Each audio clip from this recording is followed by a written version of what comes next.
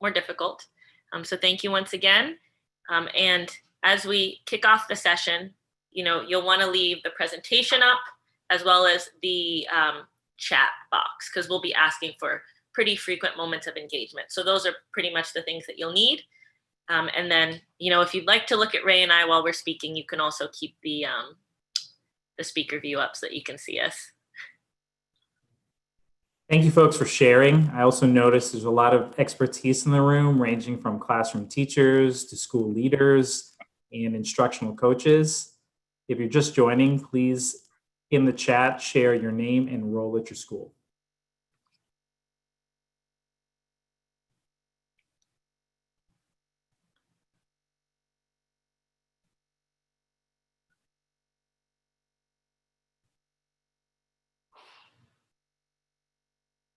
Yeah, to echo Ray, seeing a lot of experience in the room. It's always really interesting to kind of see the different experiences that people have had and kind of the context for how they're going to apply what they're learning today.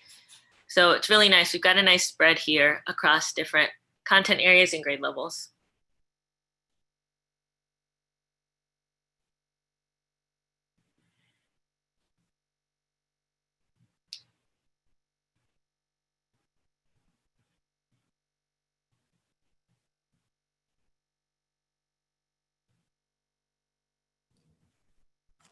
Also, I'm noticing a nice balance of both general educators and special educators, which will really make our discussion today very fruitful as it applies to the partnership of effective co-teaching. Yeah, definitely. It's interesting too, because, Ray and I are kind of more focused sometimes on like middle and high school. So I really love when we get to work with more elementary school teachers, because it's such a nice experience. So I'm seeing a lot of that here today, which is great. And the mix between general ed and special ed. And then some other different positions, master teachers, instructional specialists. So yeah, lots of experience in the room.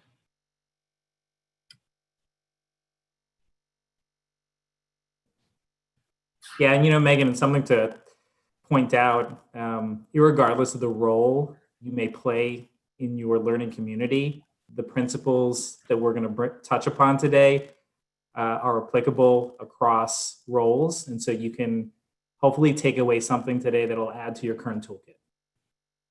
Yeah, definitely. Very well said, Ray. I think that, that's the goal, right? That you can take some portion of what we're going over and immediately turn around and apply it, especially given the fact that we're going through something a bit unusual right now. So it's a really nice time to go through some of this material.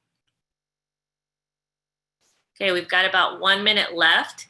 If you haven't already, if you could pull up the chat, just put your name, your role, and then once that timer runs out, we'll go ahead and actually dig into the material.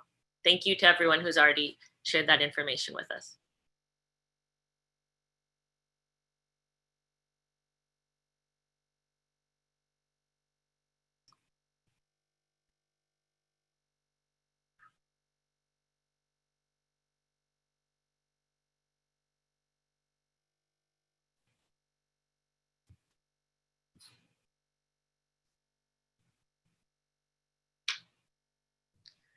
Got about 20 more seconds. For folks just joining, welcome.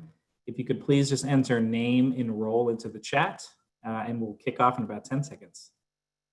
Yeah, and if you need anything last minute, restroom, snack, water, now would be a great time.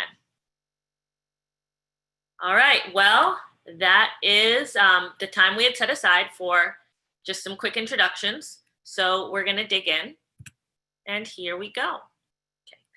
So something that Ray and I always like to do is whenever we're doing any sort of presentation, we like to pause at the beginning and really think about how we all came to be here together, how we came to be in the field of education, to our current role, and to this session on co-teaching.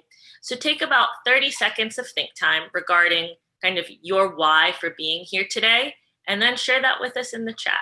Okay, so take about 30 seconds, chat to us why you are an educator, why you are here today, and that'll help to ground the work we're going to do.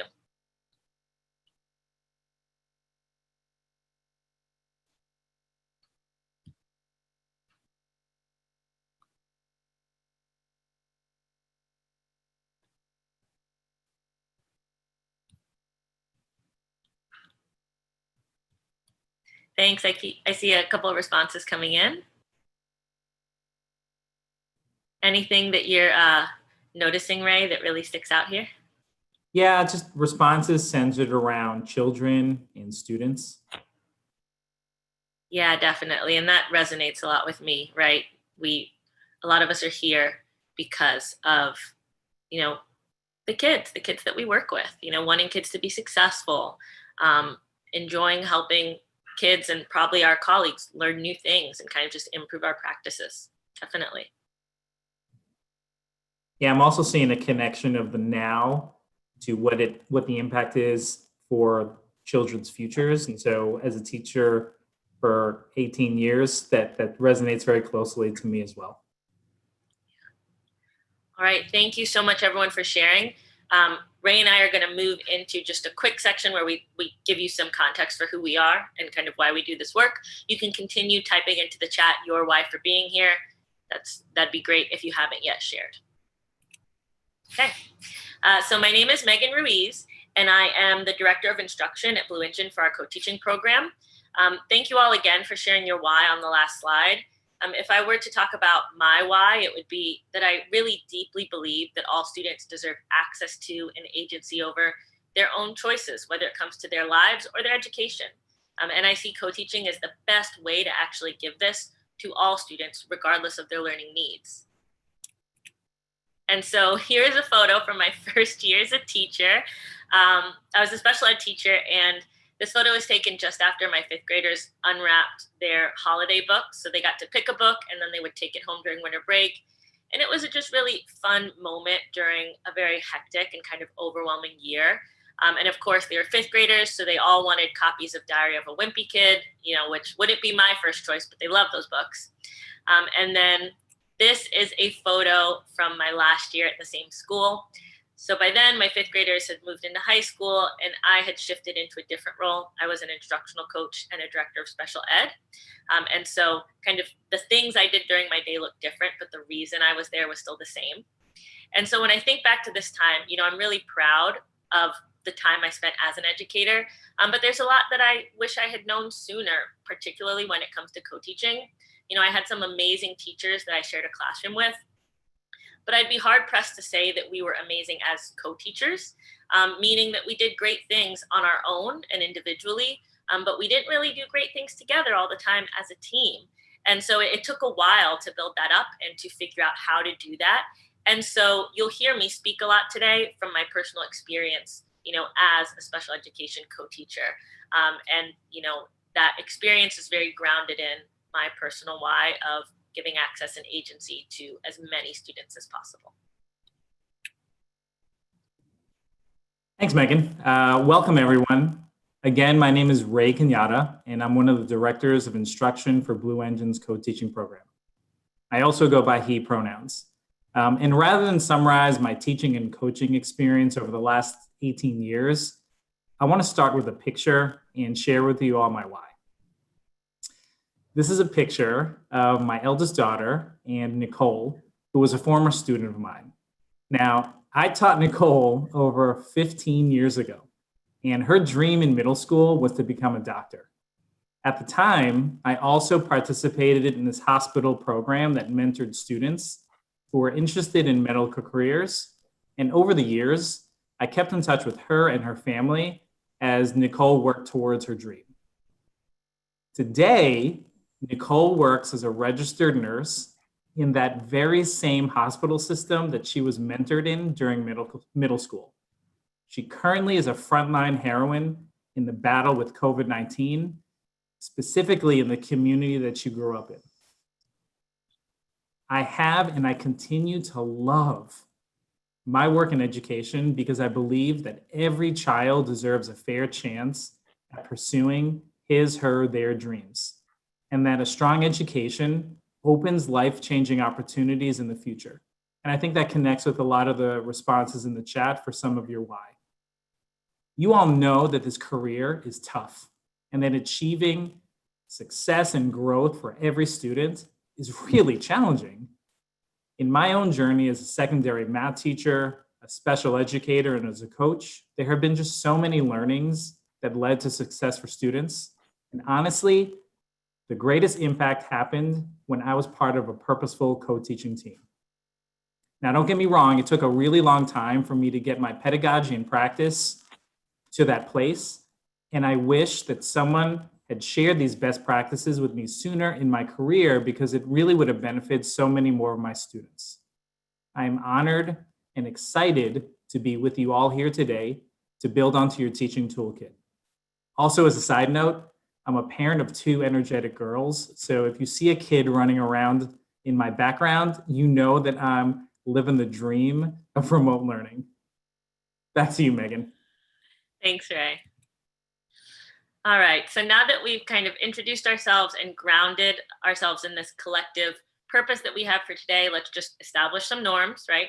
So everyone's on mute during the entire session, but we really want to encourage engagement. So if you share a really great answer, we might actually ask you to share. We'll unmute you in that case, and then remute you after you've shared. So just be ready for that. Additionally, we're in a virtual setting.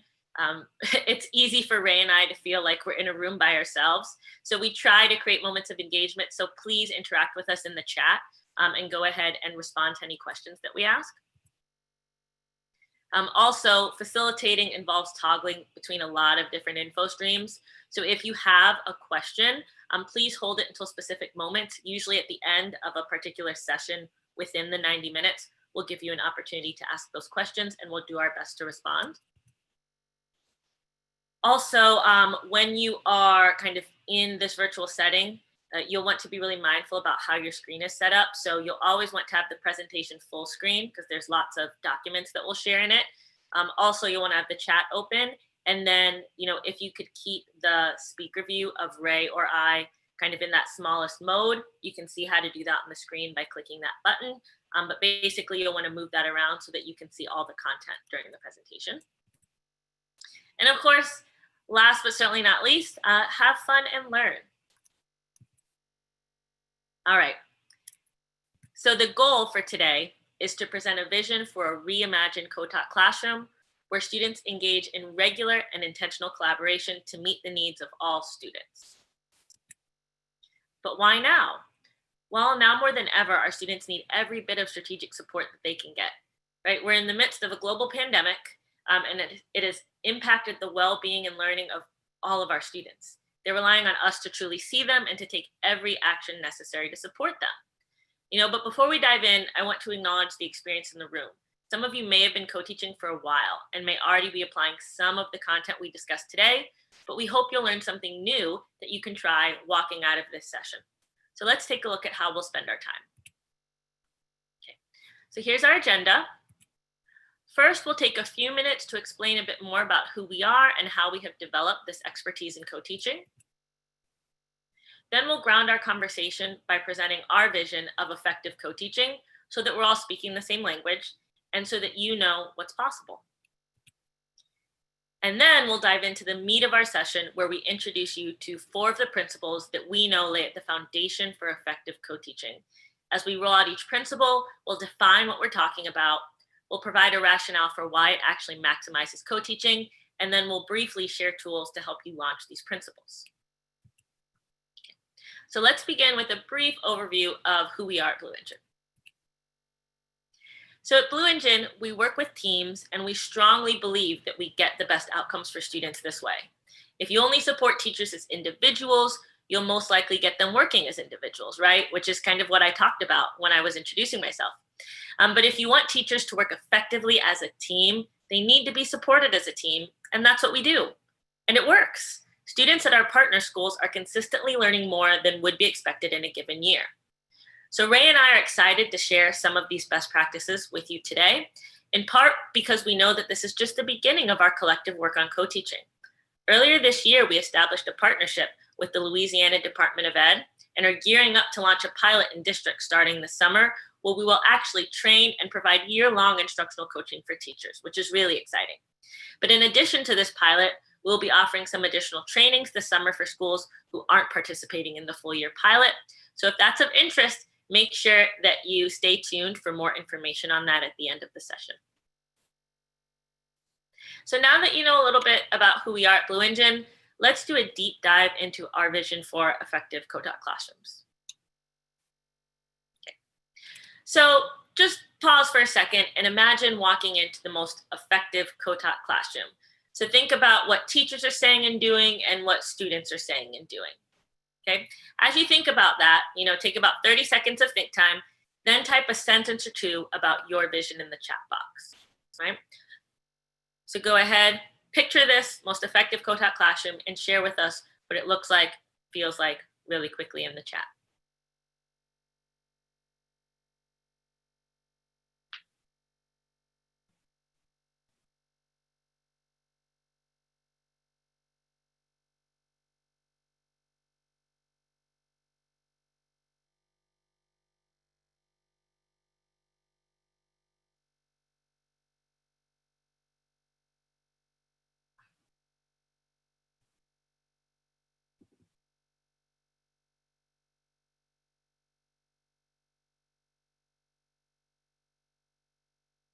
Thank you. I see a couple of responses coming in.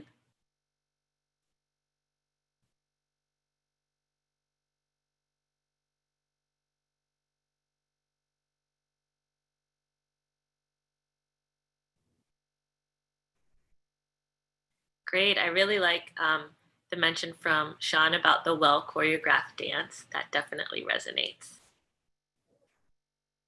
I see this idea of collaboration between both teachers. Yeah, the simultaneous work between the teachers, the joyful learning noises. I love that, right? Both teachers actively working. Students do not identify one teacher as the real teacher, right? They identify both as their teacher. Yeah, these are great. These really resonate. You guys can continue sharing in the chat as we move forward to dig into this a little bit more. So as you all mentioned, right, this can look, feel, and sound different ways. But at Blue Engine, we define this in a really specific way. So for teachers, we actually call effective co-teaching, co-teacher optimization. So that's our term for it. And on the student side, we call it individualization.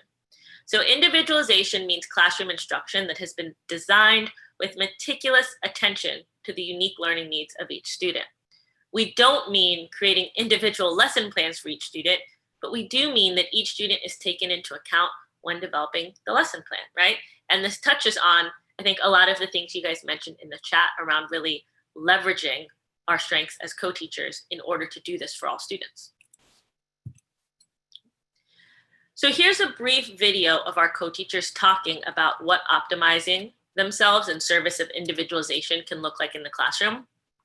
This video comes from a high school math class, which is where many of the examples in this session come from, but the principles that we're sharing apply across grade levels and content areas. So as we watch, think about what stands out to you about effective co-teaching and any questions that this might raise for you.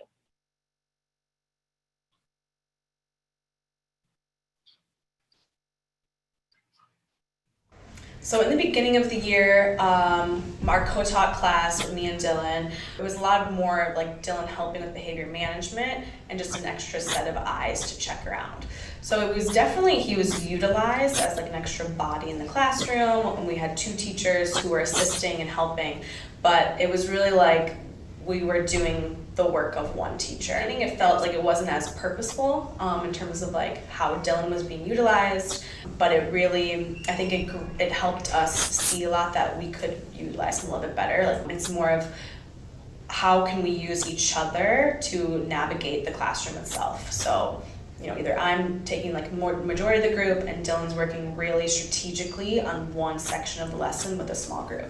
And it's helped us feel like very, very purposeful. Like every minute is being used, I think a lot more than the beginning of the year to reach our goals by the end of the day. So we've actually begun to do best practices when it comes to groupings and kind of having our kids grouped based on their level of effectiveness during the entrance ticket. Like that's something that I've never done before as a teacher in the 6 years that I've been teaching. It kind of has shifted the classroom around. It shifted the way the students learn. They love it. We love it as teachers because we get to plan and literally just facilitate learning. We're not standing in front of a room drilling kids like, well, this is how you divide, this is how you multiply. Like they're literally experiencing that on their own based on their group, on their levels of math. And that's probably one of the most effective things for them that they've communicated to us. The impact of these differentiated groups has, you definitely see it in our data.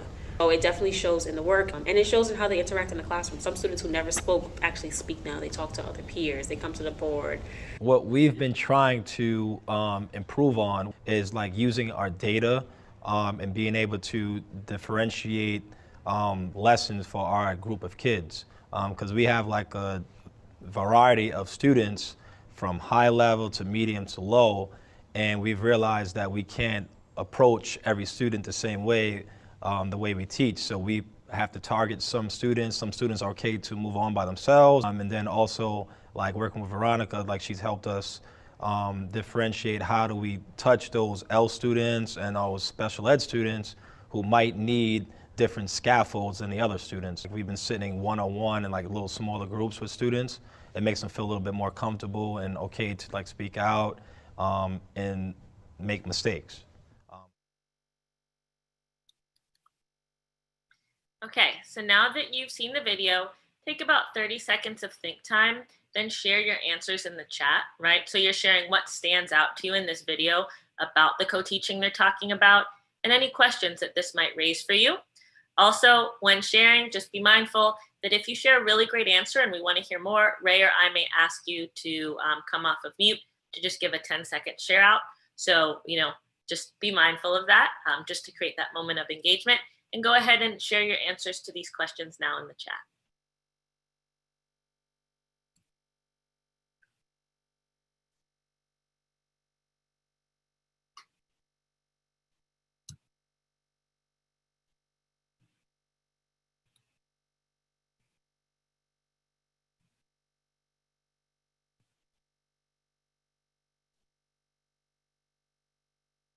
Thank you. I see a couple of thoughts coming in terms of what stood out to you in the video. Ray, what are you noticing here with these responses? Anything? Yeah, I think this idea around adapting to the needs of students in the room and utilizing both teachers efficiently. It resonates very closely with the way in which I wanted to make my co-teaching experience feel and look. Yeah, definitely. And the idea of fluidity, especially with the groups, right? In terms of which kids are in which group, but also which teacher is working with which group and how to be really fluid there. That sits with me too very strongly. Thank you. We'll give a couple more seconds for people to share, and then we'll dig in a little bit deeper to one of the answers in here.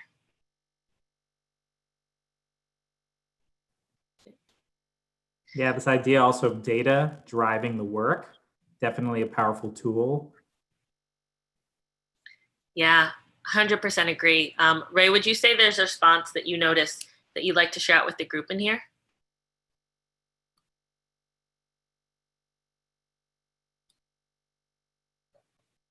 So many great responses. Yeah.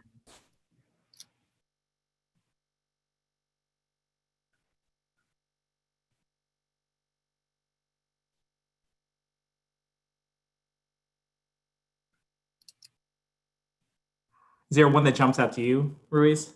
I think Amanda's response. Let me see if I can go in and unmute you, Amanda, for a moment so you can just tell us a little bit more about why in particular those phrases really sat with you. Let me see if I can take you off of mute. Okay, yeah, Amanda, you should be good to share. So I have co-taught before in general education classrooms, and a lot of the times it was, well, you work with your kids and I'll work with my kids, and that'll be that.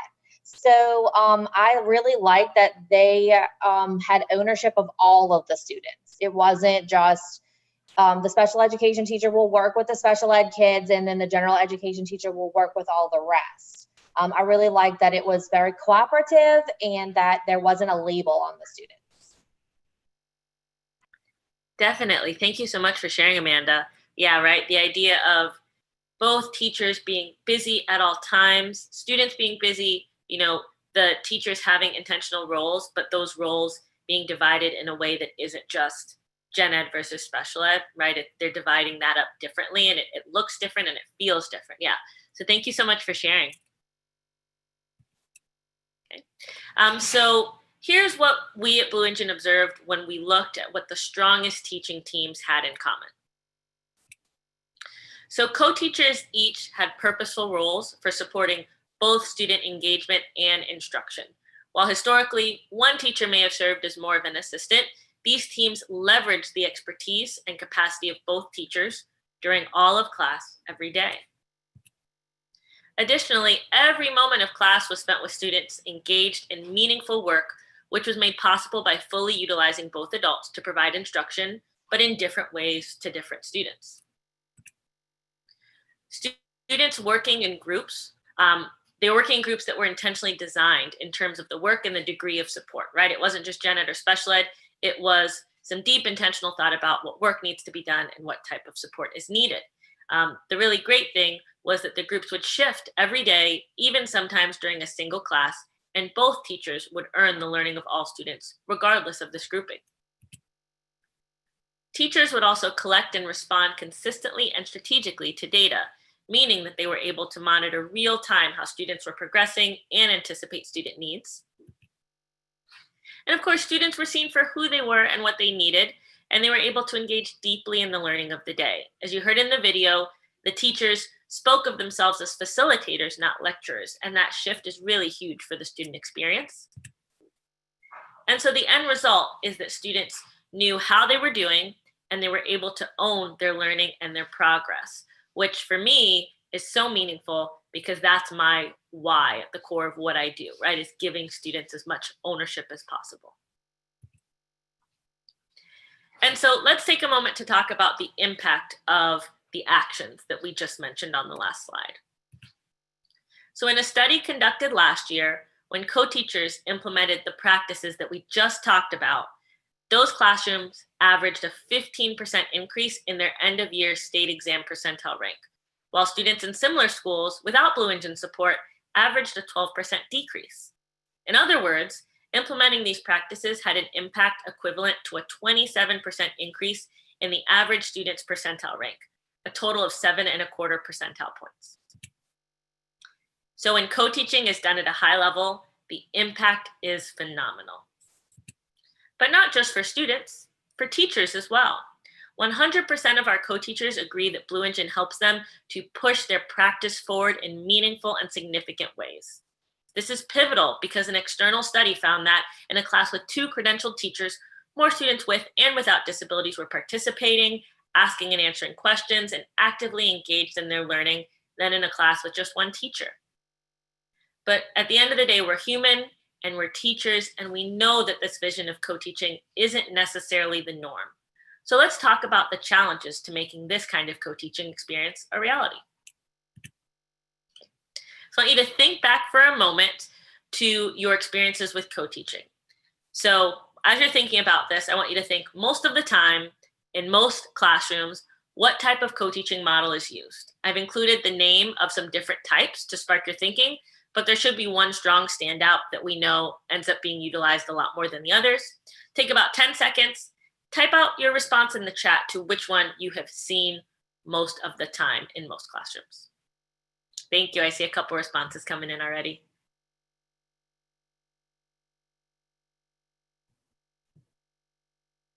Someone who loves data, the chat says a lot. It definitely does.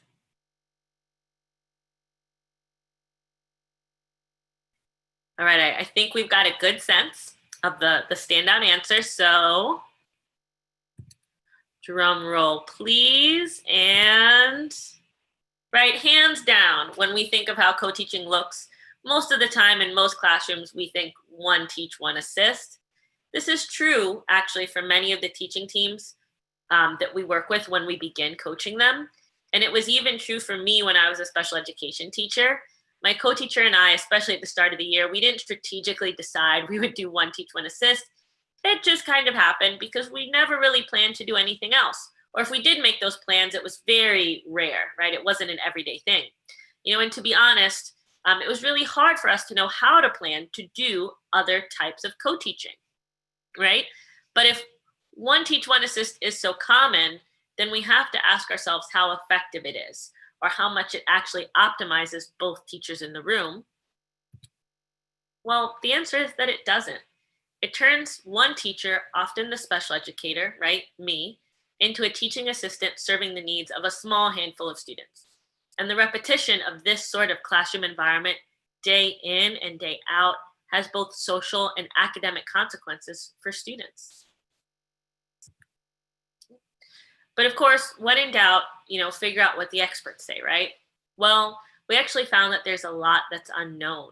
But what we did find was generally true across several studies. So I'll quickly highlight one of those studies here. So while co-teaching is designed to meet the needs of all students, a study of co-teacher roles in secondary schools actually concluded the lack of training and support resulted in special education teachers spending less than 4% of their time preparing for instruction. And honestly, when I think back to my time as a co-teacher, that number sounds about right. I would often prioritize other things over co-planning with my co-teacher because we received feedback as individuals, not as a team. So we weren't really thinking about how instructional outcomes were tied to the planning that we did together. So as a result of this, special educators like myself would often take on a monitoring or assistant role in the classroom, delivering instructional material less than 1% of the time. 1% is a terribly underwhelming number, and it really makes you think about how much we're leaving on the table when it comes to the expertise of our teachers. I didn't always get to play the role in delivering instruction for students that I wished I were able to play for several reasons, including being pulled to handle compliance-based work or needing to fill the role of a behavior manager in the classroom. But when this happens repeatedly, it means student outcomes are no different despite having two teachers in the room. Okay. So what's the issue, right? I doubt you need much think time for this question. So let's take about 30 seconds, type out some of the challenges you've experienced in co-taught classrooms that are stopping you from executing the vision that we're discussing. Okay, so just really quick share out. Great, I see some answers already coming in.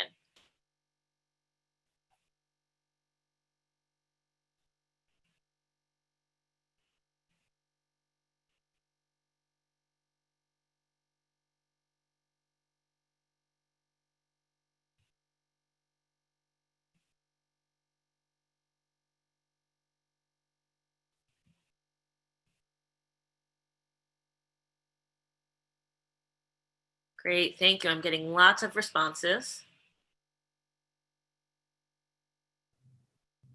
We'll take about 10 more seconds, just really quickly share out the challenges kind of standing in the way of this vision. I'm noticing a lot of challenges too that I personally have experienced both as a general educator and a special educator. So thank you for the share outs.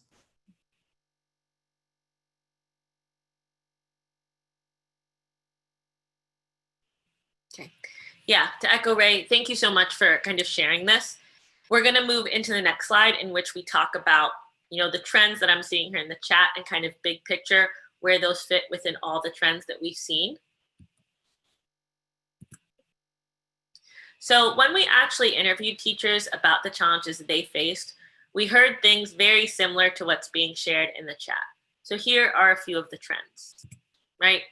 Teachers don't have collaborative planning time. This is so huge and such a large challenge. Or ownership of the classroom environment isn't always shared between teachers, right? I definitely saw this pop up in the chat as well. Or there are different or unclear expectations for teacher roles and participation, both in execution of the lesson and in planning. But what stood out time and time again to us was this. So oftentimes teachers were supported and given feedback individually, but rarely were teams supported as a pair in a way that allowed them to leverage each other's expertise. And when this happens, it leads to a lack of clarity around the vision for co-teaching and an inability to execute on this vision. However, when we implement intentional and structured team formation that includes actually setting the shared vision of what we want our inclusive co-taught classroom to be, we see that it's directly related to these trends and it can help move the needle in the right direction. And Ray will actually dive into these principles for us in a few moments. Okay. Right, so the question is, what can we do about all of this, right? So there are a couple things that we can do with the support of our school leaders to kind of move us towards this vision. One thing is to create opportunities for regular and meaningful collaboration, which in turn requires co-planning time that teams have and that teams honor. Another thing that we can do is to create conditions that foster a deep awareness of student learning needs. And we can reinforce this awareness of student needs through consistent data collection, reflection, and response. So these are the things that we're going to tackle today. So if this dot represents where we're at today, and this dot represents our vision of what co-teaching will look like by November, right? Whether it's virtual or in person, because it works either way. The question is, how can we get there? We know that usually the path looks a little more like this, mainly because there's a lack of clarity and intentionality in the plan for how to reach this vision. But given some of the strategies we're going to introduce to you, we hope that your path will look more like this and that the result will be even greater than you imagine.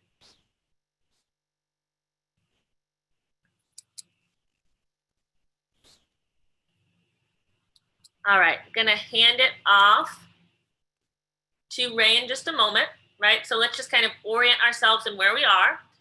We've zoomed out to describe our high-level vision of co-teaching. So we're gonna zoom back in and touch on each of the 4 principles that guide our teaching teams to launch effective co-teaching environments for their students. So Ray is going to talk about the initial co-teaching steps that teams can take to actually launch this relationship before the year even begins. And then I'll be back to talk about some of the practices that you want to launch once the school year is underway. So Ray is going to go ahead and take us into the next session.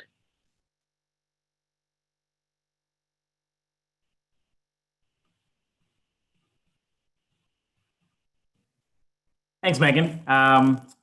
Again, my name is Ray Kenyatta, and I'm going to transition us into our principles of effective co-teaching, starting with intentional team formation. And so before we dive in, I would like each of you in the space to just think about the best team that you have ever been a part of. It doesn't have to be school related.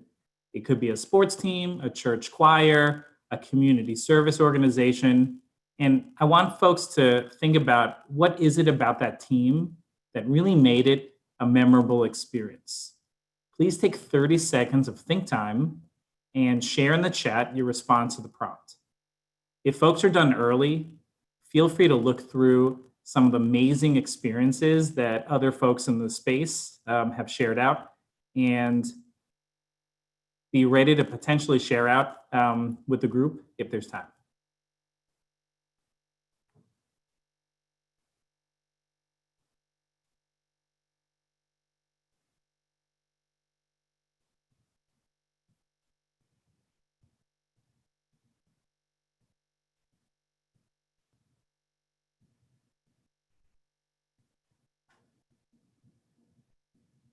I'm seeing some trends about having respectful, positive relationships. Any trends you're noticing, Maurice? Yeah, definitely, right? Strong relationships, great collaboration, also the shared sense of leadership. Those really resonate with me. Something else that really pops out too is this idea that there's a shared goal that folks are working together towards, and that there's trust between team members. Take about 10 more seconds.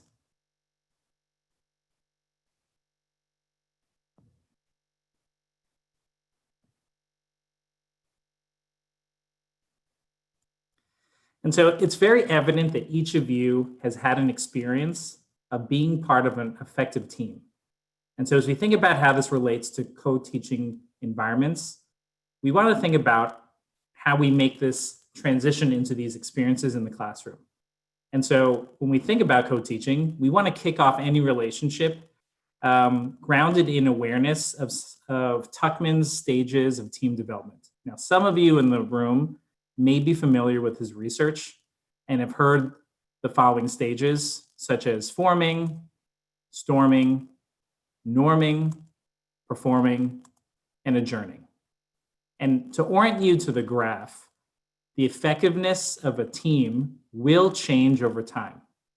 And the key takeaway of this research is that there's a predictable life cycle of a team. And how you set that team up matters a lot and can significantly influence the team's ability to navigate inevitable bumps in the road. Now, as you see, these stages are interconnected. However, I want to focus back at the first stage of forming. As a reminder, this is where teams intentionally clarify their vision and goals, assign roles and expectations, and design structures for collaboration. So over the past 10 years, we found that the teams that invest the start of the school year to intentionally form a meaningful working relationship have far better experiences with their co-teachers, and most importantly, have stronger student outcomes. We've also found that teams do not naturally move through each stage. It takes work, intention, in order to advance a team of teachers, and teachers need to be supported in this process as well, especially at the start of the year when it is very easy to dive straight into the work of things such as lesson planning and setting up your classroom. So let's hear from some of the co-teachers we've worked with about the role of team formation on their relationships. And as you're watching this video, think about how does this compare with your experience of co-teaching? If you are new to co-teaching or you are a school leader, think about what is it about the team formation that you would want to be true for your teams.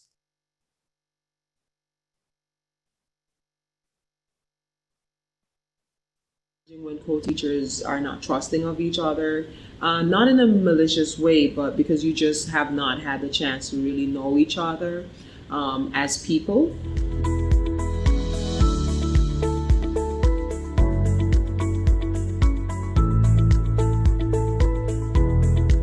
This year, we got off to a completely different start than last year. My co-teacher is the same as it is this year, but last year we were just kind of thrown together and said, all right, you guys are going to teach this class together.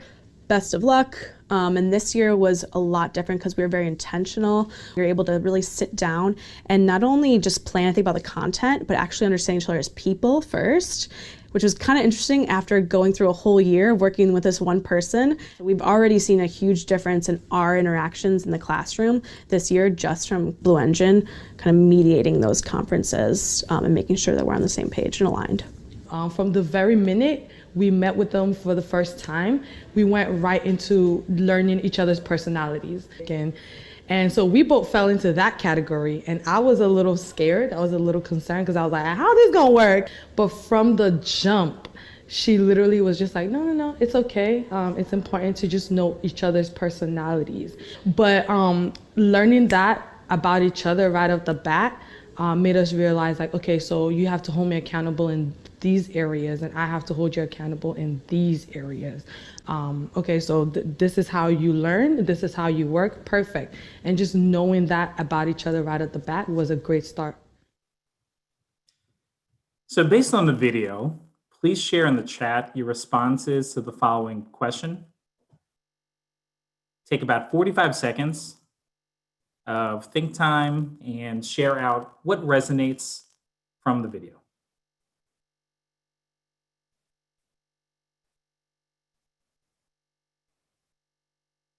Again, as you're thinking, if you're done early, feel free to look through what other folks have shared.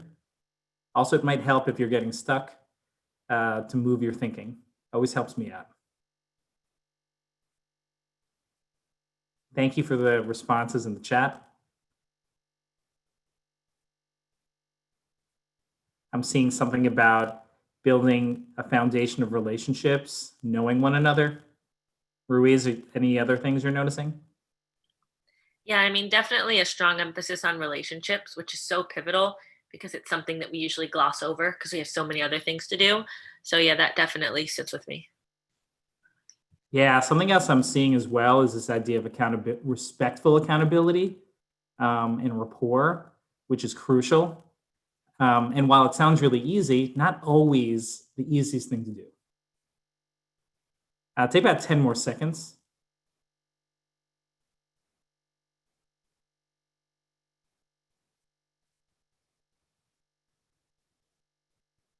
Yeah, thank you, Joe Marie. This idea of effectiveness happening when the relationship was established, which really segues perfectly into our next slide here. And so we call the work it takes to establish an effective working relationship team formation. And this is where team members explicitly take time at the beginning of the year to learn about each other and plan for how to effectively work together. So as you can see on the screen here, these are a list of activities that could be done to engage a team in high quality team formation. You'll notice that this list includes activities to build relationships, but it also includes ways to explicitly norm for how the team will work together and how the team will navigate conflict. The important thing to note is that the stages of Tuckman's model happen for all teams, even the ones that are high performing. By intentionally getting to know your co-teacher and determining how you both will handle conflict when it arises, and you know it will, it'll ensure that the team can navigate the storming phase more effectively and get you to a place of performing much sooner. Now, the last thing I want to mention here is even if teams, and some of you in the room may have worked together before, but you may have not gone through an intentional team formation together, you absolutely should. You heard it from the video, the impact is powerful, and teachers themselves have shared out the benefits of it. For those teams that have engaged in team formation in previous years, shout outs to all of you. So it would be really helpful for you and your co-teachers to just set time to reflect on what did the previous years look like and make any updates to your preferences and systems. So now I'm going to show you an example of one of these team formation activities, the working styles assessment. Take 20 seconds to read through these questions and consider the following question. How does this help co-teachers to establish a strong working relationship? Again, if you're done early, feel free to scan through the chat and see what your peers are sharing out.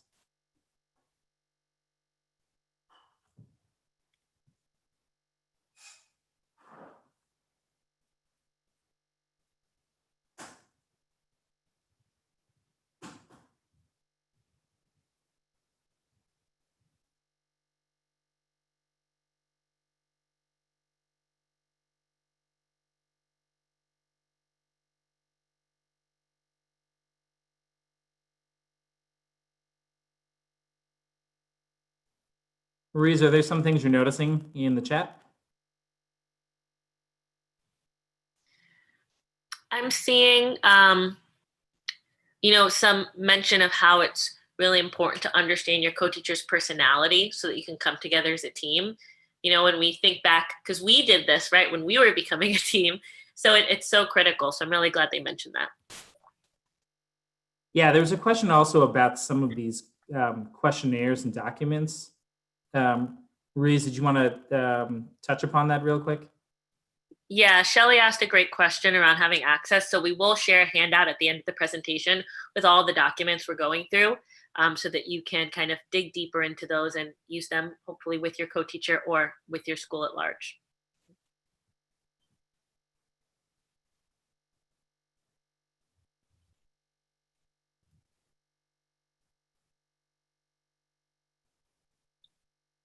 Yeah, I'm seeing some trends about knowing strengths and weaknesses of your co-teacher and really building upon that and complementing one another. So thank you for that share out.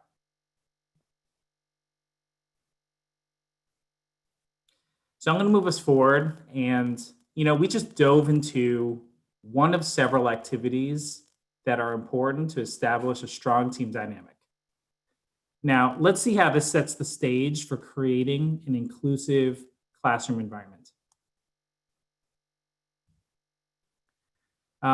So we think about that team formation, and once a team has set up their partnership and working relationships, the next step is to really think about how does this translate into the classroom, and how do we create an inclusive environment where both teachers are shared owners for all the student outcomes. I think this connects back to something Amanda mentioned earlier about, this vision of shared ownership. And so, again, going back to what the experts say, right? A study back in 2012 by Embry and Kroger found that when special educators are reduced to the role of an assistant in the classroom, students not only became aware of that power difference between the teachers, but they also began to view fellow students with disabilities as other. Now, in some cases, when special education teachers were in the classroom, general educators interacted less frequently with students with disabilities. Students with disabilities did not get more attention when there were two teachers in the room. Instead, they got less attention from the general educator. Now, given this research, our goal is really to create a learning space where both teachers have and feel ownership over all student outcomes. So we all know that effective co-teaching does not miraculously happen by throwing two teachers together.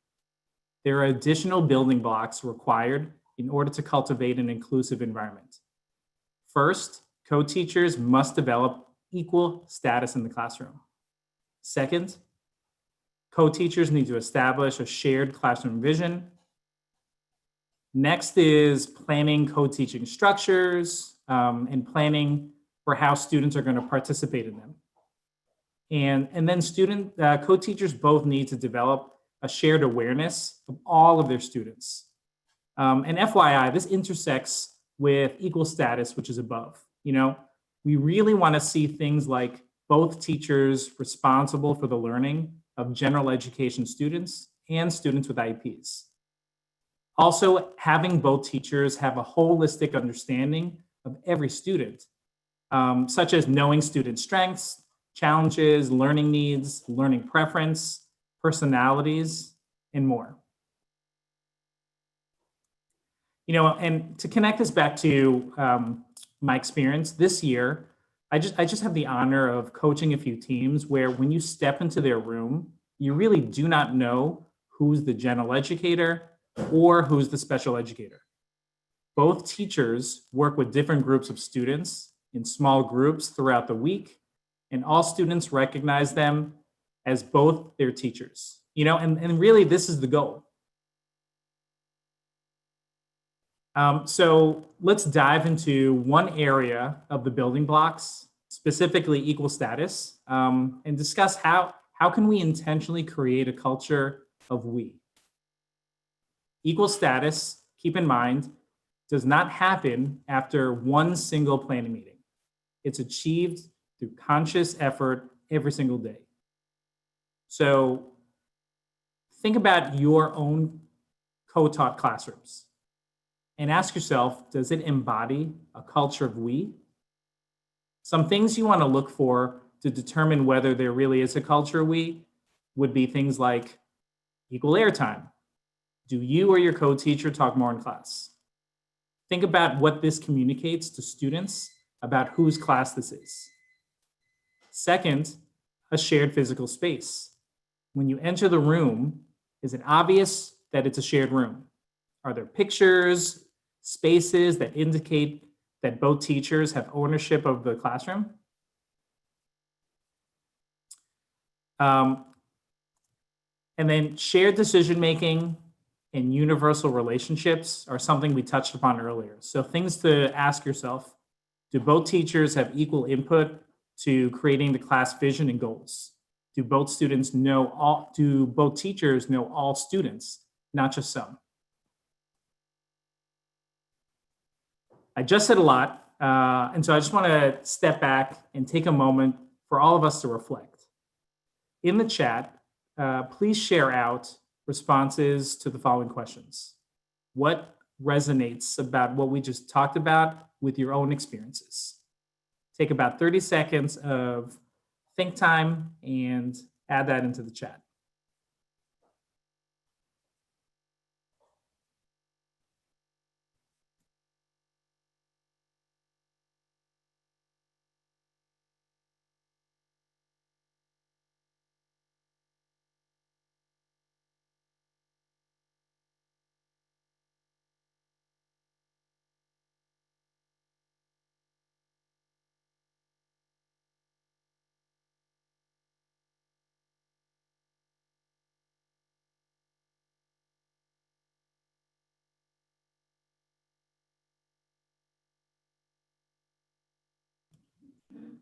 Thank you, Michael, for being the first to share out. Yeah, equal planning, huge.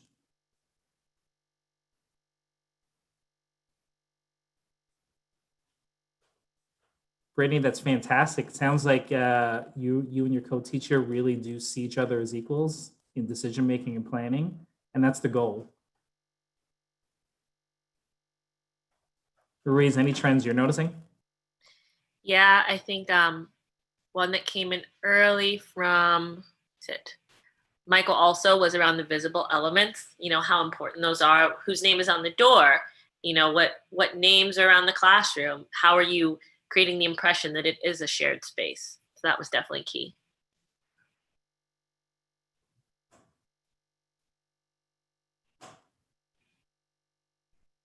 I would love for Jessica to share out whole group. Jessica, you mentioned about how you work with your special education teacher in the room and never tell students roles. Ruiz, if you could pull Jessica up. And Jessica, once your mic is unmuted, if you can just share out a bit more about. Yeah, Jessica should be good to go. She can share. Awesome. Okay, can y'all hear me? Yes. Okay. So I've had the same special ed teacher in my room. This will be the second full year. She's been there about a year and a half. And we just decided that, the kids would not know, one, that I was general ed, she was special ed. If we break into small groups, it's never she takes all the sped and I take all the general ed. It's a mix of both. And so the kids really have no idea that she's any different than me. And they just interact with both of us as much as possible every day. She's in every PLC meeting. My school I'm very fortunate that my entire grade level is off at the same time, including the SPED teacher. So she's able to be in every meeting that we have. Jessica, thank you for sharing that. Sure. How does this compare to previous years when that wasn't something that you and your co-teacher did? The first year I co-taught, I guess I didn't really have a very good grasp of exactly what was supposed to be happening. I was used to more the inclusion style where the special ed teacher comes in for one class a day and just kind of walks around and then leaves. So at the beginning, I feel like we were definitely more one teach, one assist style all the time. And then I started to kind of see that I should use her as an ally all the time because she can definitely explain things ways that I would never think to explain them and vice versa. So now we are much more of a team rather than just two people in the room together. Yeah, Jessica, thank you for that powerful share out. Sure, no problem. As we saw from the research and, from Jessica's share out, creating an inclusive environment is not only about just student culture, but it's also about how co-teachers model the parity between each other. The way co-teachers interact with each other and with students directly impacts student perception of both the teachers and their fellow students. And, it's really on us to intentionally create that inclusive environment. And connect us back to my own coaching this year. I observed a meeting of co-teachers who had worked together for multiple years. And the special educator was also someone who worked with multiple general educators. And during the special educator's reflection, she shared out that she viewed each classroom that she went into as a kingdom of the other teacher. And she felt that it was her place to adapt to each of those teachers' visions. Being asked of the special educator to offer her opinions, to share her expertise, and to purposefully design a shared classroom was something that was outside of the realm of her 20-year teaching experience. And so it really made the process of setting a shared vision difficult at first, but as the team mindset shifted to include her as an equal partner, the impact was directly seen between co-teachers. And it had an impact on the way she was seen now as a trusted colleague of the team. And for her specifically, she felt as an equal in front of the students. I mention this anecdote because it's not atypical for a special educator to feel this way. I've been there. We often juggle multiple preps, we navigate multiple relationships, we push in and out of other people's classrooms, and really, co-teachers can work together to shift this narrative. Spending time here is really critical, particularly as we move on to the next two principles. And so what we'll talk about next is how to optimize both teachers to really target students' need through data and planning routines. Now, this can be challenging to do if these building blocks for team formation and creating an inclusive environment are not in place. So with that, I want to hand off the presenter baton back to Megan. Thank you, Ray. Let me just make sure that my screen is up. Okay, so now that we have a strong sense of how to form a team and set a shared vision, let's actually move on to discuss the data, right? Which is so important for co-teachers as they work to figure out the most strategic and beneficial way to allocate themselves each day in the classroom. So here's a video of what we would call a daily data huddle, which is when a team gets together each day to reflect on student mastery of a lesson. This is when teams intentionally identify student misconceptions and develop a plan to address those misconceptions. So as you watch, think about the role of data collection and reflection. After we watch, we'll discuss.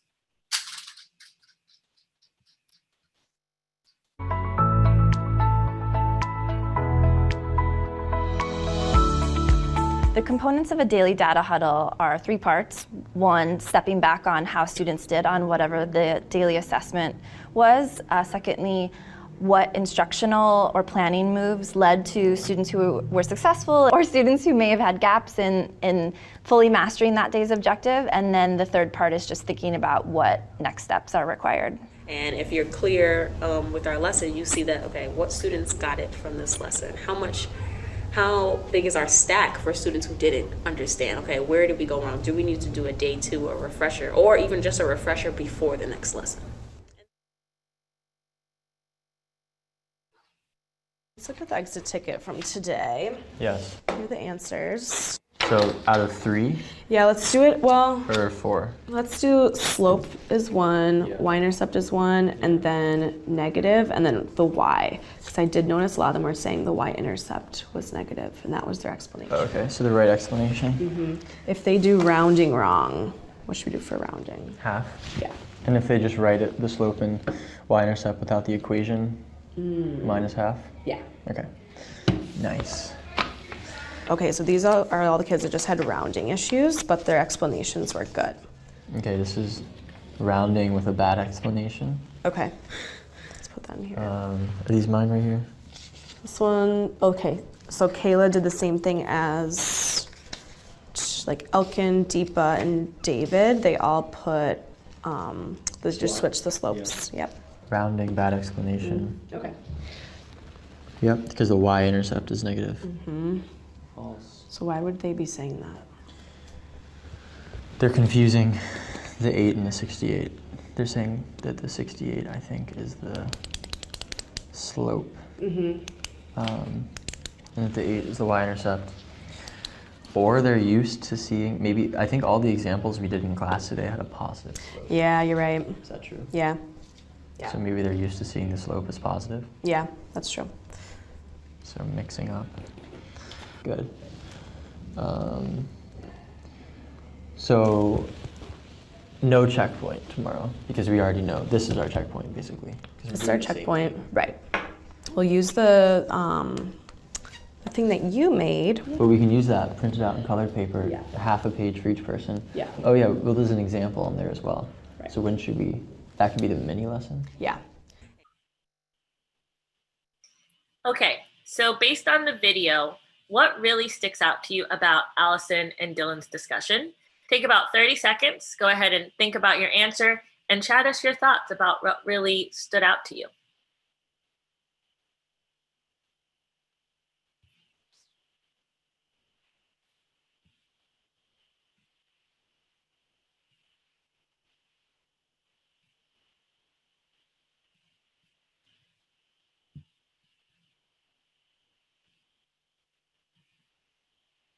Thank you. We've got a couple answers coming through.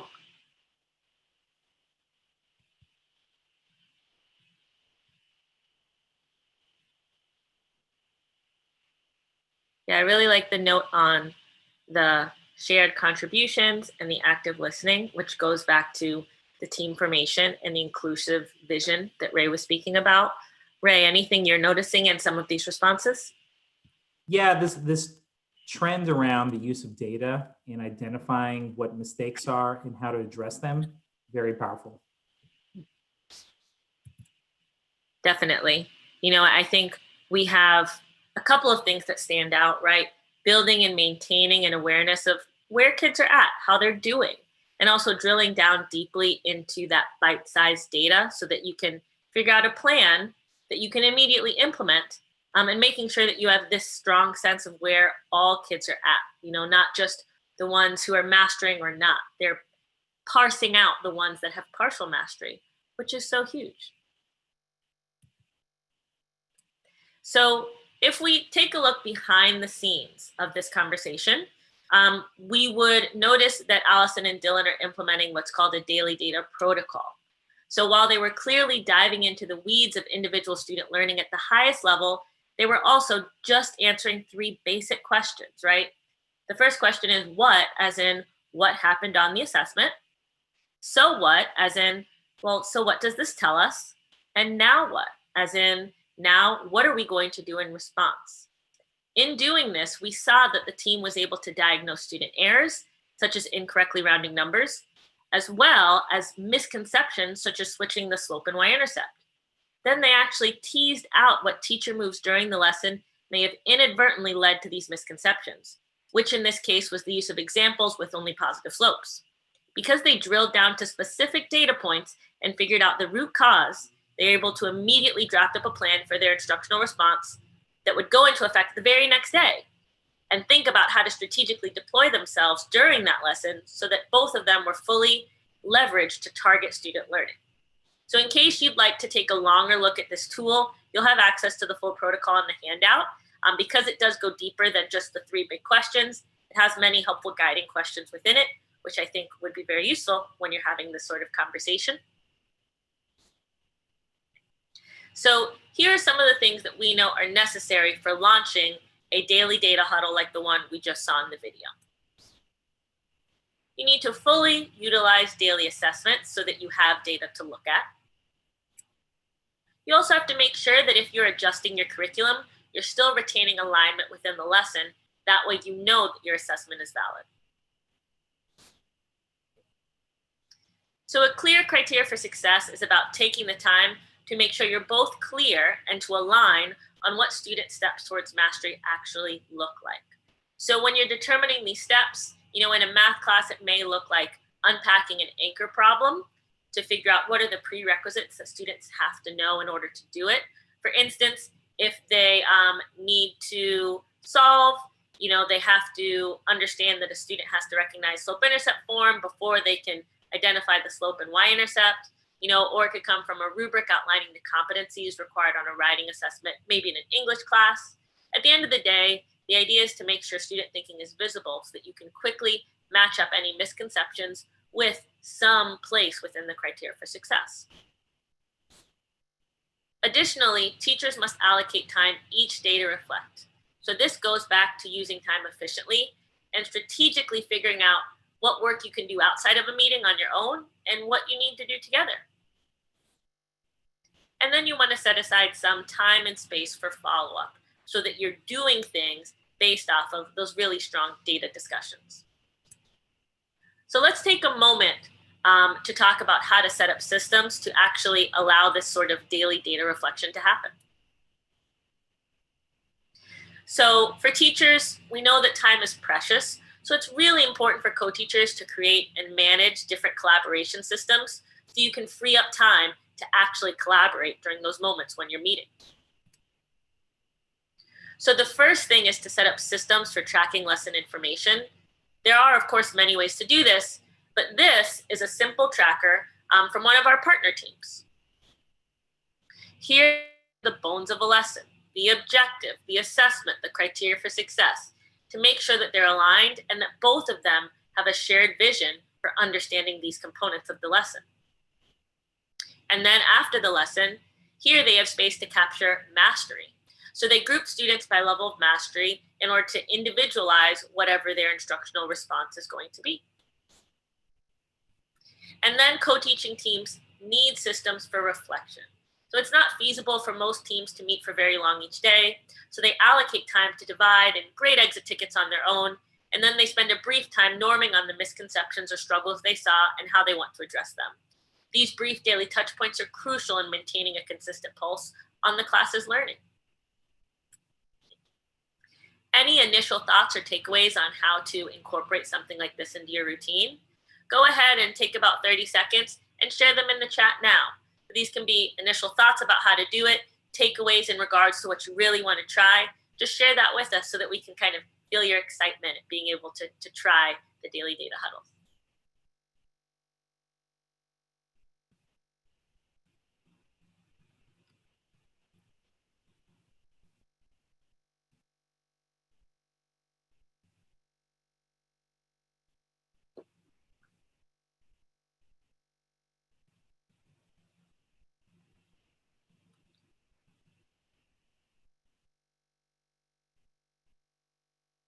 Ray, anything you're noticing in the responses that stands out in terms of takeaways or questions that people have? Yeah, Joe Marie's starting off with a great point around having some focal point for both teachers to center a discussion around, and that's powerful. Definitely crucial when you're looking at data. Yeah, I definitely agree. I think also someone mentioned the idea of being really intentional about what you do before you meet versus what you do when you meet and then what you do after, which is so great to know how to use your time as efficiently as possible. Yeah, to kind of jump off that, where is this? Someone shared out how they had a 1 minute check-in in between a transition that really was impactful. And so maximizing that time when you get it, because we all know there's never enough time in the teaching day. Yeah, no, that's a really great point, right? These really important, pivotal conversations can happen in the smallest of moments. You just have to, create the time and space for that and really honor it. So yeah, that definitely resonates. Thank you everyone for sharing. I know that there's a lot going on here within the daily data huddle, so it may be hard to envision exactly how to do it, but the idea is just to, start thinking about it, start making sure that it's a possibility as the school year starts. That way you can hold space and kind of figure out what elements of it you think would be most impactful to begin executing. So thank you again for sharing. All right, so we're almost through all 4 of the principles. And so this last one actually focuses on what we do with the daily data that we reflect on. And we also talk about how to establish systems to do this in a routine manner. So let's dig into it. So let's start with a quick conversation about routine. So in your mind, think of one routine that you have. An example of a routine, is that I basically set aside time to work out at a certain time each day because it's really important for my self-care. So that's my example of routine. I'll give you a minute to think of one of your routines and go ahead and chat to us. What is the purpose of routine, right? You've got your example in your head. What's the purpose of routines? Chat that to us now.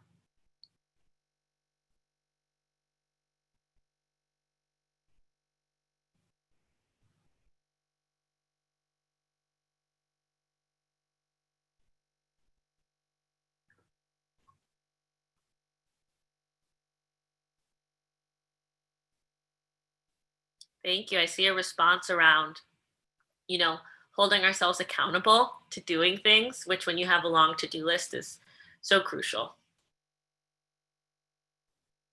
Brittany, that coffee is real. Definitely does set the stage for a great day.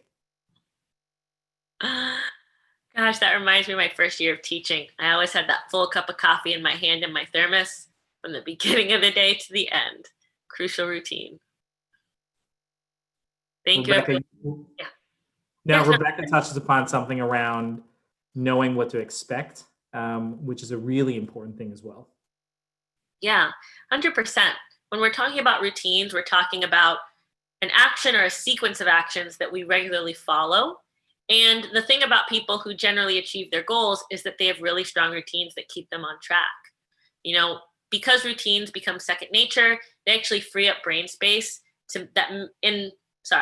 because routines become second nature, they free up brain space so that some things are just a fixture of your day. You don't have to think about them at all. So implementing routines specifically around using data, it actually frees us up to think about what the response will be because we already know that we're collecting that data, right? We're not thinking about when or how the data collection will happen. Instead, we're thinking about what we're going to do with that data. And this is so valuable because we just mentioned that time is such a limited commodity, and we know that we really don't have time to think too deeply about things. We need them to be just part of our routine so that we can make them really efficient and effective.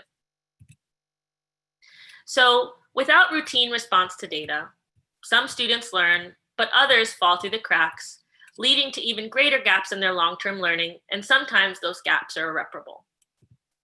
But with routine response to data, even students who may have gaps in their learning or struggle to reach mastery are identified, and teachers devise a way to move them back on track, even if it's at a different pace than other students. But the question is, how do we do this each day, right? It's not an easy thing to wrap your mind around. And one of the things we often hear when we start coaching teams is that they don't respond to data each day or do flexible groups each day because it's a lot of work and they just don't have the time. And we 100% understand this sentiment. So we actually found ways to just make it more feasible for teachers to do this through the use of routines. And while we could run another full PD on just how to implement these routines, I do want to give you an example or two. As you can see from the document, which will be in the handout, we coach teams to respond to daily data in a variety of ways. This can be really low lift, like reserving the do now for a reteach or incorporating a what I need day where you do station reteaching and extension. But there's another example that's grown increasingly popular among our partner classrooms, and that's the use of an entrance ticket. So this is where students complete a brief check for understanding when they enter the class during the do now. And then teachers collect data real time, and then they can put that data into practice immediately as they group students, right? So it's really effective, and it's a very low lift thing to make happen. So take a minute to read through this description of an entrance ticket. Keep in mind that the idea behind using this strategy is to routinize it, meaning students become accustomed to it and teachers adapt their planning and practices to it so it becomes easy to execute. So I'm just going to leave this up about 15 seconds. Just skim through this to glean what we're talking about when we're talking about this entrance ticket routine.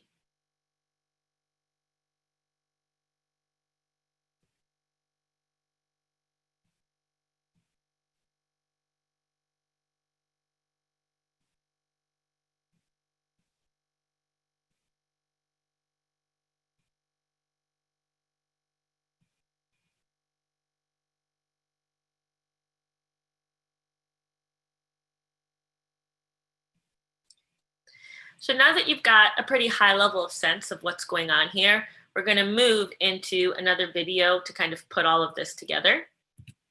Okay. So let's take a moment to see what this can look like with one of the classrooms we actually saw earlier in the video. So this teaching team knew that it would take 2 days to cover the content that you see. And so for lessons like this, they would often start with a day 1 focused on new material and practice, and a day 2 focused on just more practice, but in groups. And so on days like that, they'd use an entrance ticket at the start of day 2 to assess where students were at and kind of readjust their groupings as needed. So this was, I think, the 3rd or so time the team utilized this routine. And while, of course, it was challenging the first time, they built their muscles in implementing it to the point that it became almost second nature, which is how we want our routines to be. Okay, so I'm going to play this video for you so that you can see them put all of this together.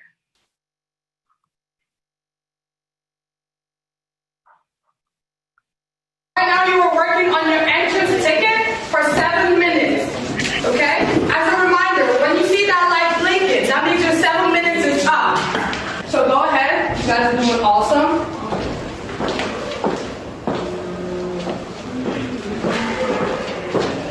Your lights are blinking, time is up. Give your exit tickets to the person Mr. Lago said should collect them in your station. So what we're doing today, we're working in groups. We have a red group, we have a yellow group, and we have our green group. All right? Right now, Mr. Fuentes is sorting them out. When he's done, he's going to call your name and assign you to a group. We do not move until I say go ahead and move in 3, 2, 1. What are we doing today? You're going to be in your different groups. Each group has a folder. In the folder is the work that you're going to be working on. All right? You're going to work on the worksheets. Here's how we're going to do it. We're going to use a rule called 3 before me. This is if you have any questions working in your different groups, you ask what? What do you guys think it means? Go ahead, Robert. I think it's like actually teammates. Your teammates. 3 of your teammates. You're going to ask 3 of your teammates before you call on me, Mr. Lagu, or Mr. Fuentes. All right? This is to encourage you guys to work with each other and know how to turn to each other before you assume that no one knows it and you turn to either me or Mr. Fuentes. All right? So go ahead, Mr. Fuentes. It's going to call your name, but don't move until we say go. All right, so I'm going to call your names out. Don't move until the end. If you're confused as to which group you should be in, come to me after I finish reading everybody's name. But pay attention to your name and the color of your team, all right? So take this moment to transition into your groups. If you don't know where you're supposed to be, continue. At this time, you guys can go ahead and grab the work from your folders. Mr. Fuentes is going to go ahead and set the time. I'm going to be working with the red team, okay? So I'm going to work with this team. Mr. Fuentes is going to be working with the yellow and the green, all right? Are you ready? Everybody have a sheet in front of them? Talk time.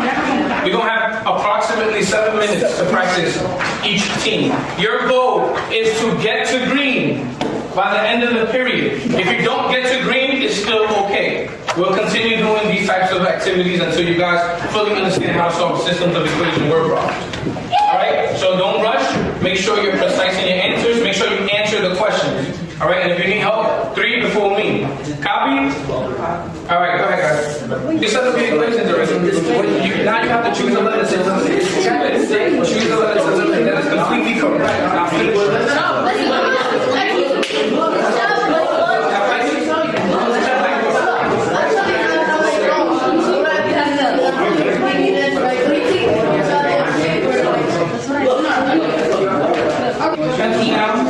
Alright, can somebody tell me what was the hardest part about today?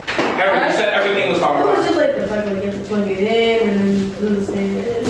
So was it hard? Is that a good word to describe that? Or was it long? Alright, anybody want to tell me what the easiest part of today was? What they loved the most?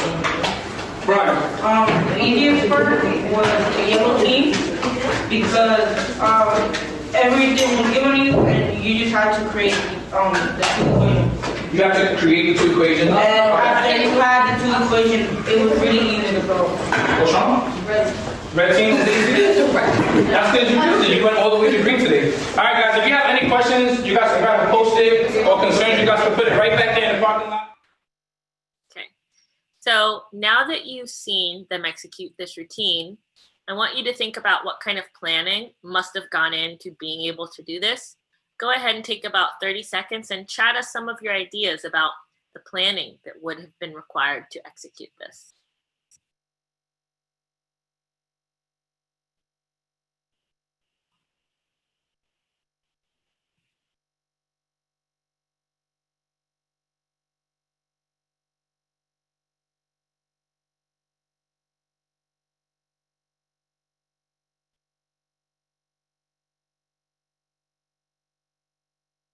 Thank you. I'm seeing some responses come in.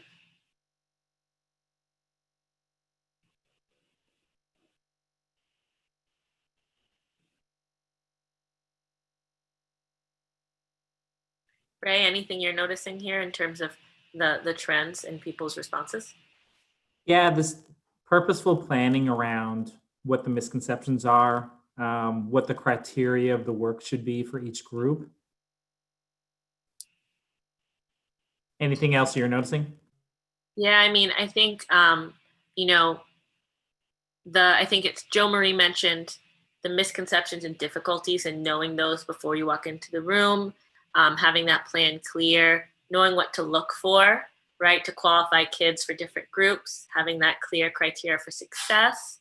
A couple of other things related to being really strategic when planning, you know, knowing where kids are at, having those purposeful roles. But there's also one thing that I really liked, which was not only the fact, I think Rebecca mentioned the 3 before me, which I also love, but also this idea that students could progress between groups during the lesson, right? If you've mastered something, you don't have to wait until the next day to move on to the next level. You can move within groups that same day. And so you can practice things that are appropriate. And so that's like the thing that really stands out to me is being really interesting and awesome and powerful in this video. But yeah, thank you everyone for sharing a lot of really strong elements here. All right, we made it. So let's kind of tie everything together. So the purpose of this session was to introduce you to 4 principles for launching effective co-taught classrooms, right? We talked about team formation, creating an inclusive classroom environment, daily data reflection, and routine use of that data. And the last video that we watched did a nice job summing that all up. So we're almost out of time. So let's just take a moment. Be great if you could share just your final thoughts with us in the chat. And I'll kind of jump ahead while you're sharing. So you can go ahead, type into the chat, and I'm just going to share some more information with you just so that we can kind of wrap things up and you have a clear idea of where to go next, right? So I'm going to skip over this slide for 1 second, and I promise I'll come back to it. So before you leave today, please leave us some feedback in the Sketch app. We love to get feedback and we love to kind of improve and push what we're doing forward. So we will look through the feedback. Please go ahead and leave that for us before you exit out. And now I'm going to go back to this slide, which has the bulk of the information.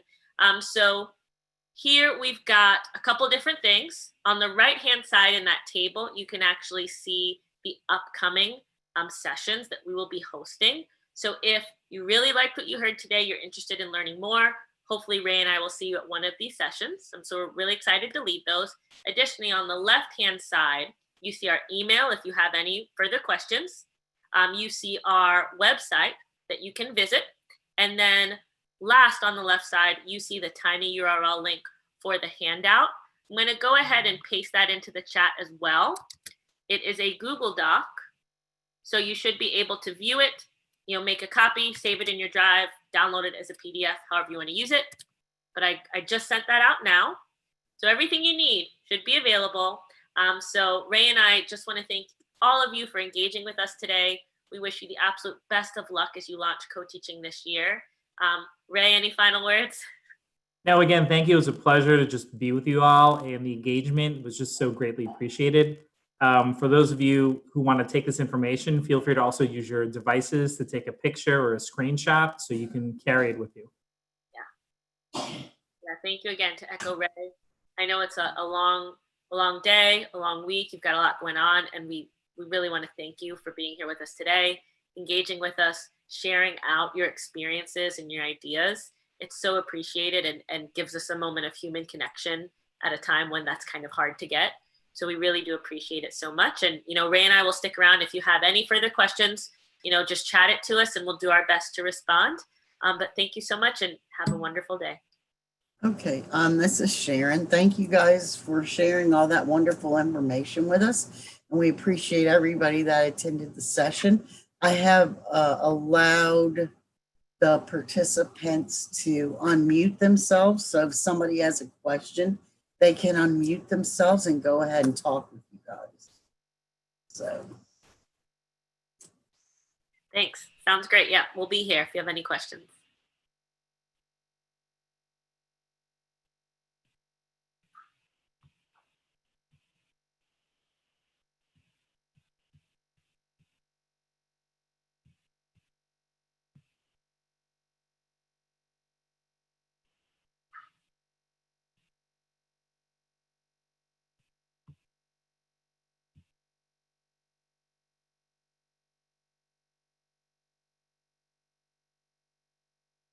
Thank you for all the kind feedback we're seeing in the chat. It's really wonderful to hear. Thank you so much for sharing.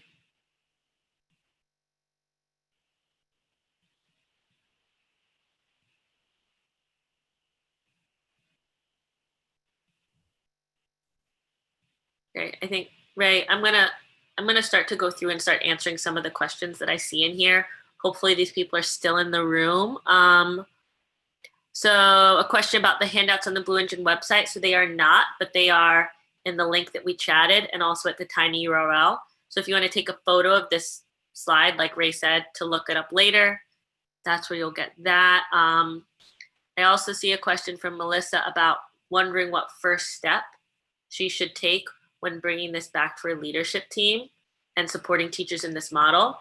And I think, and Ray, you can share if this kind of sits well with you, but I mean, the way that we introduce things is kind of, you know, I would think would be probably the way to go, right? You want to start with the intentional team formation, building that into your teacher onboarding, and then you want to move into the vision setting, right? And then as the first month or so of school gets underway, that'd be a great time to hold space for the daily data huddles and, you know, some response, right? And it's not going to happen immediately, but you can increase capacity and do those things more and more effectively as the year gets underway. That's probably the order that I'd go in to try and chunk it. Ray, what are you thinking in terms of what to take back to the leadership team? Yeah, I think in addition to the team formation, on the level of school leadership, thinking about how can school schedules be structured such that co-teachers have that time and space to co-plan.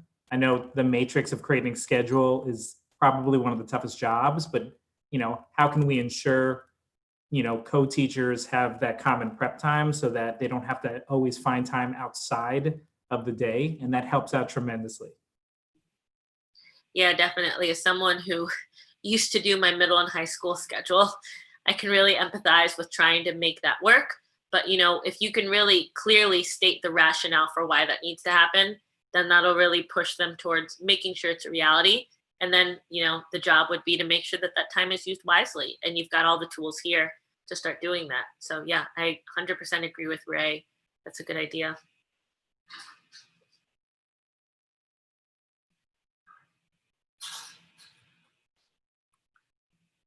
Yeah, I think Brittany brought up an idea for how to make that happen schedule wise. So thank you for that.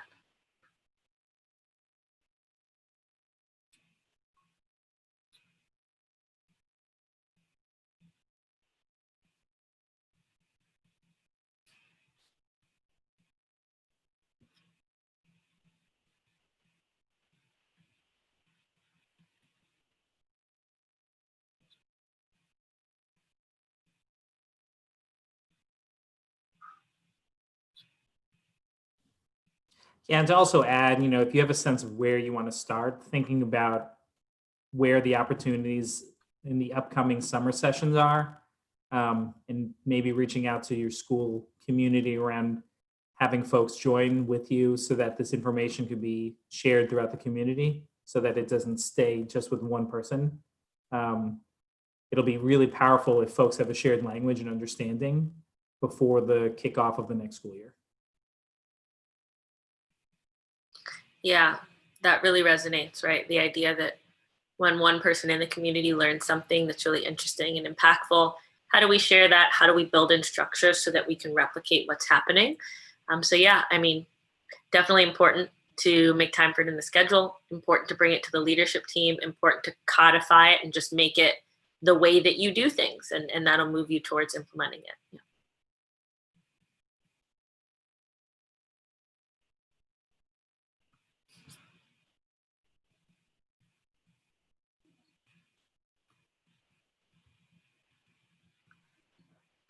Okay, I'm gonna let you guys, we have about 4 more minutes that we can be in this room before the next session is gonna start.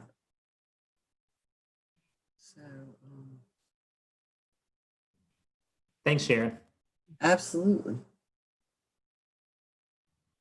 Yeah, and like one thing also to point out that I'm thinking of, while we showcase the number of different classrooms in videos, no two co-taught classrooms look the same. and the structures that we really, talk about have to really fit and work for your school setting. And so it's a matter of how do we take the structure and adapt it to meet the needs of teachers, students. And so, more of that thought process and planning make surface as you join future sessions.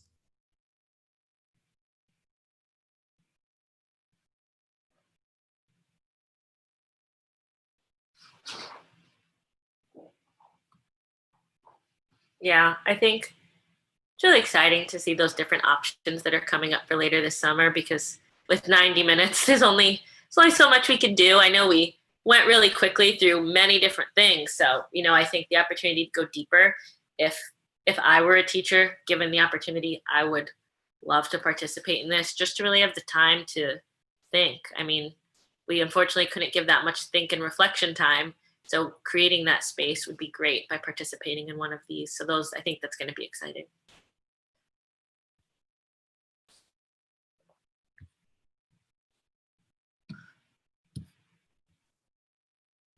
All right, we're gonna have to close this one out so that the next session can get started in this virtual training room. Thank you guys very much. I appreciate all the information you shared. Yeah, Our pleasure. Yeah, thank you. Is there, really quickly as I exit out, is there a way for me to quickly download the recording that we did, or should I just go to YouTube and get it from there? I got the chat, Ruiz. I think, oh, did you get the chat? I think it will be available on YouTube. Okay. Yeah, I was trying to figure out because some other team members want to see how the presentation. Sure, yeah. And if that doesn't work, just email me. My email is Sharon. Put it in the chat for you. Sharon at teamdynamicsweb.com. If you can't get it from the YouTube link, just let me know. And I know there is a way, and I'm pretty sure it's the YouTube link to get the video.